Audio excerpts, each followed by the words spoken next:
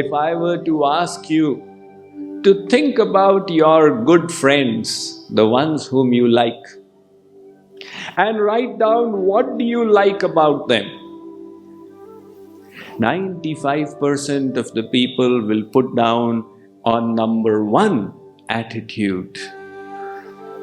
That is how important this attitude is to all of us.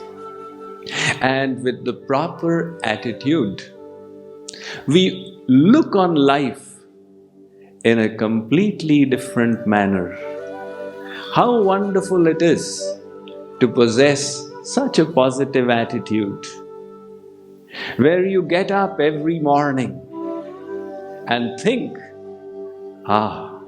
it's so wonderful to be alive. Thank you, God, for giving me yet another day to live. You walk out of your house into the garden, take a deep breath and think, how amazing. Thank you, God, for the breath I breathe. There's a miracle taking place all around us. Every atom, every molecule of this air is miraculous. You look at the sun, and once again, you offer your salutations to God residing in the sun, who by His miraculous powers is providing us with the sunlight that we need.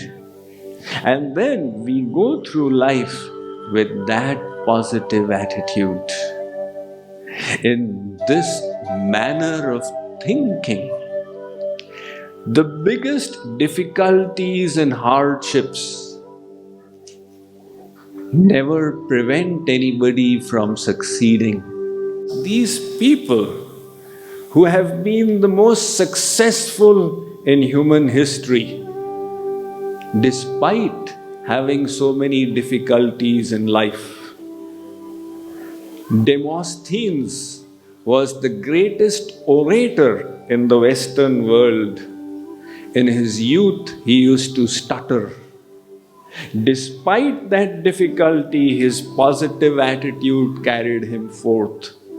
Homer, the writer of the greatest Western epics, Iliad and Odyssey, was blind.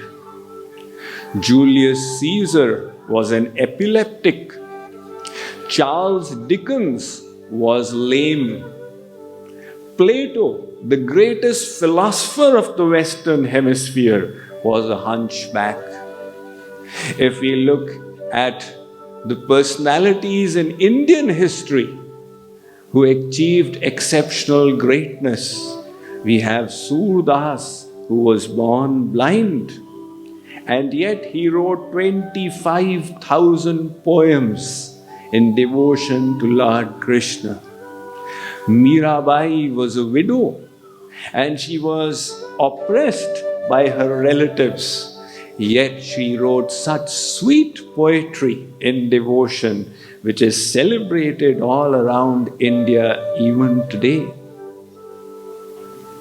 Kabir Das was of unknown parentage. Narsi Mehta had his house burnt along with his entire family.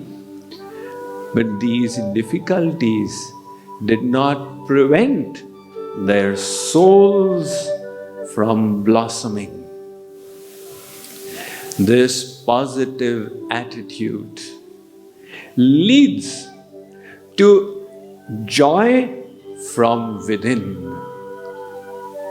And that kind of joy can never be taken away from us. So, to make our lives a success, it is important to cultivate the mind. And when the mind is cultivated, we naturally work in a productive manner. So, how do we reach this stage of productivity?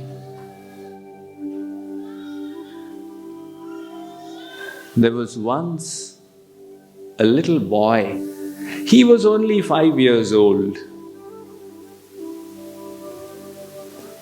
He was helping out in the building of a community hospital, which was a $30 million project. His work was to sell pencils in the neighborhood. These pencils he was selling for 5 cents. So he went up to one house, rang the bell. The old lady opened the door, and this little 5-year-old said, "Ma'am, will you buy pencils from me? We are building a $30 million hospital for the community." The lady was impressed. She said, "Sonny, that's a big project that you intend to accomplish by selling these 5-cent pencils." The boy said, "Ma'am, I am not in it alone. You see that boy on the other side of the street? He is also doing it. He is also selling pencils for 5 cents. We are partners in this project." So he is so excited. He is not alone. He has got his friend as a partner, and they've undertaken this huge mammoth effort. Similarly, we are small and tiny in our little efforts, but we can make God a partner in our project of life. And if that little boy could be excited that his friend is also selling 5-cent pencils, and that is why together they can accomplish this feat.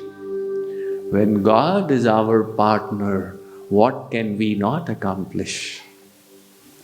The festival of Holi helps us make God a partner in our life and take His help in optimizing our attitude to life.